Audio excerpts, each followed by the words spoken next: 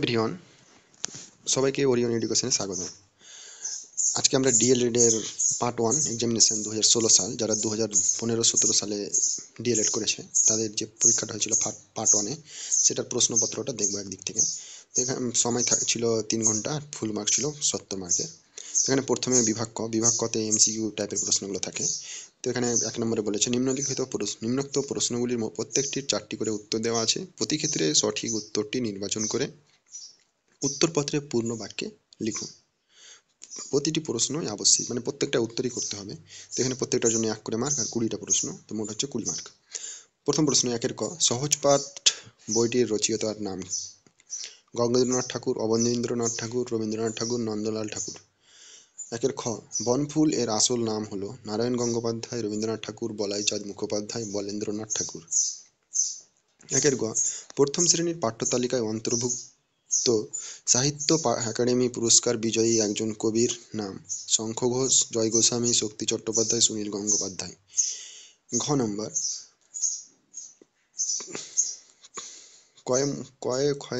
যুক্ত কোন কোন বর্ণের মিলনে গঠিত? এটা তাহলে উত্তর হবে 1 নম্বরেরটা, কয়ে মূর্ধন্যশয়ে যুক্ত।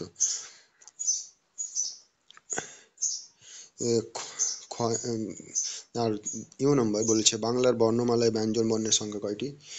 35টি, 38টি, 37টি, 39টি। 6 নম্বর, আমাদের জাতীয় পশুর নাম কি? আমাদের জাতীয় পশুর নাম কি? চিতাবাঘ, বাঘ, সিংহ, ময়ূর।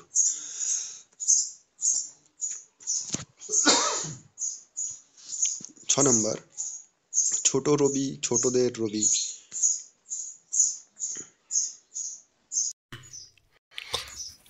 ছোট রবি, ছোটদের রবি শীর্ষক গদ্যাংশটি কোন শ্রেণীর পাঠ্যতালিকায় অন্তর্ভুক্ত? প্রথম শ্রেণী, দ্বিতীয় শ্রেণী, চতুর্থ শ্রেণী, পঞ্চম শ্রেণী।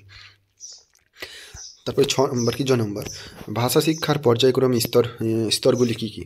দেখা, শোনা, করা, দেখা, শোনা, বলা, দেখা, দেখা, শোনা, বলা, দেখা, করা, বলা। যেটা সঠিক উত্তর হবে সেটা এখানে লিখতে হবে পূর্ণ বাক্যে।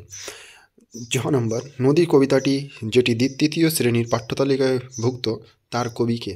শক্তি চট্টোপাধ্যায়, শঙ্খ ঘোষ, সুনীল গঙ্গোপাধ্যায়, রবীন্দ্রনাথ ঠাকুর। ও নম্বর, কোন পশুর ডাককে রেশা বলা হয়? ঘোড়া, বিড়াল, কুকুর, গাধা। ট নম্বর, বিদ্যাসাগর নিজের হাতে নিজের কাজ গদ্যাংশ যে ব্যক্তির ব্যঙ্গ বলেছিলেন তিনি পেশায় কী ছিলেন? অধ্যাপক, ব্যবসায়ী, উকিল, ডাক্তার। ঠ নম্বর, ঢেউয়ের তালে তালে গদ্যাংশে কোন মহাসাগরের দিকে পাড়ি দেওয়ার কথা বলা হয়েছে? ভারত মহাসাগর, প্রশান্ত মহাসাগর, আটলান্টিক মহাসাগর, বঙ্গোপসাগর।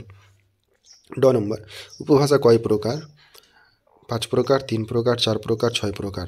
তৎসম শব্দের বহুল প্রয়োগ লক্ষ্য করা যায় দেশি ভাষাতে, বিদেশি ভাষাতে, চলিত ভাষায়, সাধু ভাষায়। মা শিশুকে চাঁদ দেখাচ্ছেন, এটি কোন প্রকার ক্রিয়া? সমাপিকা ক্রিয়া, অসমাপিকা ক্রিয়া, প্রযোজন, নাম ক্রিয়া। ত নম্বর, অনুলিখন মূলত দৃষ্টিনির্ভর, শ্রুতিনির্ভর, স্মৃতিনির্ভর, শিক্ষণ নির্ভর। থ নম্বর, প্রাথমিক স্তরে বাংলা ভাষা শিক্ষার ক্ষেত্রে আরোহী পদ্ধতির প্রয়োগ সর্বাধিক গ্রহণযোগ্য কোন ক্ষেত্রে? ব্যাকরণ, কবিতা, গদ্য, নাটক। দ নম্বর, নিম্নলিখিত কোনটি আদর্শ পাঠের বৈশিষ্ট্য নয়? নির্ভুলতা, উপলব্ধি, অভিব্যক্তি, বাক্য গঠন। ধ নম্বর, প্রাথমিক স্তরে ভাষা শিক্ষায় সর্বাধিক ব্যবহৃত পদ্ধতি কোনটি? বর্ণানুক্রমিক পদ্ধতি, শব্দানুক্রমিক পদ্ধতি, বাক্যানুক্রমিক পদ্ধতি, আরোহী পদ্ধতি। বৃহত্তর পাঠের পূর্বে কোন পাঠের প্রয়োজন? অনুপাঠ, সমন্বয়িত পাঠ, জীবনী পাঠ, শিশু পাঠ। 2 দাগে নিম্নলিখিত প্রশ্নগুলির থেকে 10টি প্রশ্নের উত্তর দিন। প্রতিটি অনধিক 25টি শব্দের মধ্যে 2 করে মার্ক, 10টা করতে হবে, মোট হচ্ছে 20 মার্ক। তো এখানে প্রথম প্রশ্ন 2-এর ক, ছুটির মজা গদ্যাংশের সহজবোধ্য রূপে উপস্থাপন করার জন্য শিক্ষক আয়োজন স্তরে কী পদক্ষেপ গ্রহণ করবেন? খ নম্বর, পশুর দেশে গদ্যাংশটিতে কোন কোন পশুর উল্লেখ আছে? গ নম্বর, ছবিটা যদি কোনো বাঘ আঁকত তাহলে অন্যরকম হতো, উক্তিটির তাৎপর্য কী? ঘ নম্বর, সত্যি সোনা গল্পের কৃষকের পুত্র কিভাবে সত্যি সোনা লাভ করলো? ও নম্বর, গভীর জঙ্গলে ফুল পরীরা কেন নেমে আছে? 4 নম্বর, গাছটা অপমানিত বোধ করলো কেন? 6 নম্বর, তাল গাছ কেন বৃথা আঁকুপাকু করে? বাকি জ নম্বর, রাঢ়ী উপভাষার দুটি বৈশিষ্ট্য উল্লেখ করুন। ঝ নম্বর, নীরব পাঠের একটি সুবিধা একটি অসুবিধা উল্লেখ করুন। ইয় নম্বর, প্রাথমিক স্তরে ব্যাকরণ পড়ানোর প্রাথমিক উদ্দেশ্যগুলি কী কী? ট নম্বর, কথোপকথনের পদ্ধতির দুটি অসুবিধা উল্লেখ করুন। ঠ নম্বর, অনুবন্ধ প্রণালী কাকে বলে?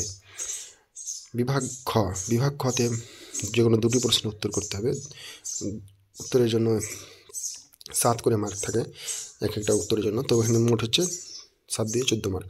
এখানে প্রথম প্রশ্ন 3-এর ক নম্বর, মাতৃভাষা শিক্ষাদানের কয়েকটি পদ্ধতির নাম লিখুন।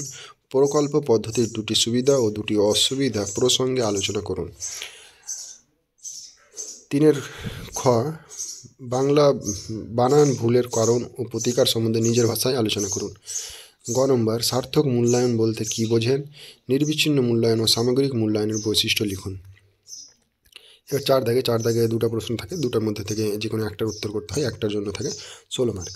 তো এখানে প্রথম প্রশ্ন 4-এর ক, ব্যাকরণ শিক্ষাদানের উদ্দেশ্যগুলি আলোচনা করুন। ব্যাকরণ শিক্ষাদানের পদ্ধতিগুলি উল্লেখ করে সর্বশ্রেষ্ঠ পদ্ধতি কোনটি তা উদাহরণসহ আলোচনা করুন।